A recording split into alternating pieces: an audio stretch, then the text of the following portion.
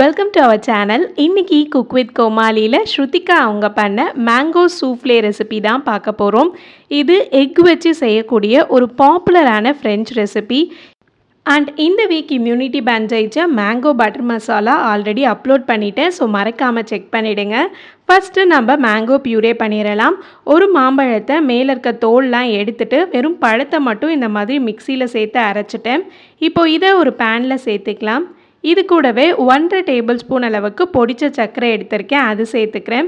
மாங்காவோட இனிப்பை பார்த்துட்டு அதுக்கப்புறம் சர்க்கரை சேர்த்துக்கோங்க. ஒருவேளை உங்களுக்கு இன்னும் கொஞ்சம் எக்ஸ்ட்ரா தேவைப்பட்டுச்சுன்னா நீங்கள் கொஞ்சமாக சேர்த்துக்கலாம்.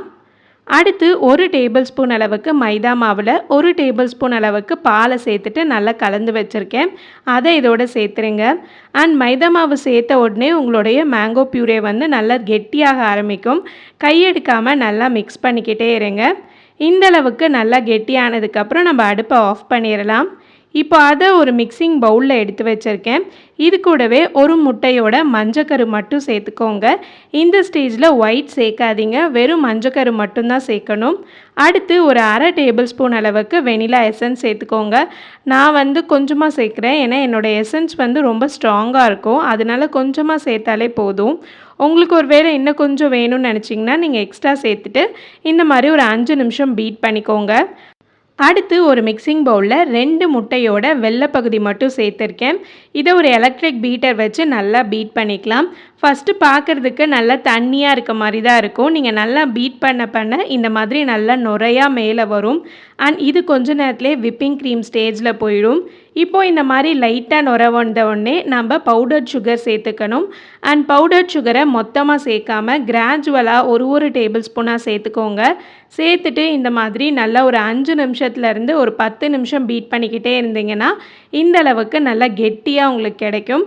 பாருங்கள், பார்க்குறதுக்கு அப்படியே விப்பிங் க்ரீமை பீட் பண்ண மாதிரி இருக்குல்ல, இந்த அளவுக்கு நல்லா ஸ்டிஃப் ஆகிற வரைக்கும் பீட் பண்ணி எடுத்துக்கோங்க. அடுத்து நம்ம மாம்பழத்தையும் முட்டையோட மஞ்சக்கரவையும் பீட் பண்ணி வச்சுருந்தோம்ல, அதில் நம்மளுடைய முட்டையோட ஒயிட்டை சேர்த்துட்டு லைட்டாக இந்த மாதிரி கட் அண்ட் ஃபோல்ட் மெத்தடில் மிக்ஸ் பண்ணிக்கோங்க. மொத்தமாக சேர்க்காம கொஞ்சம் கொஞ்சமாக சேர்த்து இந்த மாதிரி மிக்ஸ் பண்ணிங்கன்னா நம்மளோட சூஃபுல் பேட்டர் சூப்பராக ரெடி ஆகிடும். இப்போது நீங்கள் எதில் வந்து பேக் பண்ண போகிறீங்களோ அதில் இந்த மாதிரி லைட்டாக வெண்ணெய் தடவிக்கோங்க. கூடவே கொஞ்சமாக சர்க்கரை சேர்த்துக்கலாம். நம்ம வெண்ணெய் தடவதுனால எல்லா சைட்லேயுமே சர்க்கரை நல்லா ஸ்ப்ரெட் பண்ணால் ஈஸியாக ஒட்டிக்கும். அடுத்து நம்ம பண்ணி வச்சுருக்க அந்த சூஃபுல் பேட்டர் போட்டுக்கலாம். எப்பயுமே சூஃபுல் பேக் பண்ணும்போது அது நல்லா எழும்பி வரும். ஸோ நீங்கள் எந்த மோல்டில் சேர்க்குறீங்களோ அதில் ஒரு 3/4 அளவுக்கு மட்டும் சேர்த்துக்கோங்க, இல்லைனா அது வந்து அந்த மோல்டை விட்டு வெளில வர மாதிரி ஆகிடும். இப்போது அவனை 180 டிகிரி செல்சியஸ்க்கு ஒரு 5 நிமிஷம் ப்ரீஹீட் பண்ணிட்டேன். ப்ரீஹீட் பண்ண அவனில் ஒரு 15 மினிட்ஸ் பேக் பண்ணிங்கன்னா சூப்பராக ரெடி ஆகிடும். இப்போ இது மேலே கொஞ்சமாக நான் வந்து மேங்கோ பியூரே சேர்த்துருக்கேன். அண்ட் பிளேட் பண்ணுறதுக்காக கொஞ்சமாக பொடிச்ச சர்க்கரையை இந்த மாதிரி பிளேட்டில் தூவிக்கோங்க. அவ்வளோதான், இதில் நம்மளோட மேங்கோ சூஃப்ளே வச்சிடலாம். செம்ம சாஃப்டாக இருந்துச்சு. அண்ட் அதோட மேங்கோ பியூரே சேர்த்து சாப்பிடும் போது டேஸ்ட்டு சும்மா வேறு லெவலில் இருந்துச்சு. நீங்களும் வீட்டில் இந்த ரெசிபியை ட்ரை பண்ணி பாருங்கள். நெக்ஸ்ட் ஒரு சூப்பரான வீடியோவில் உங்களை நான் மீட் பண்ணுறேன். அது வரைக்கும் பாய் பாய்.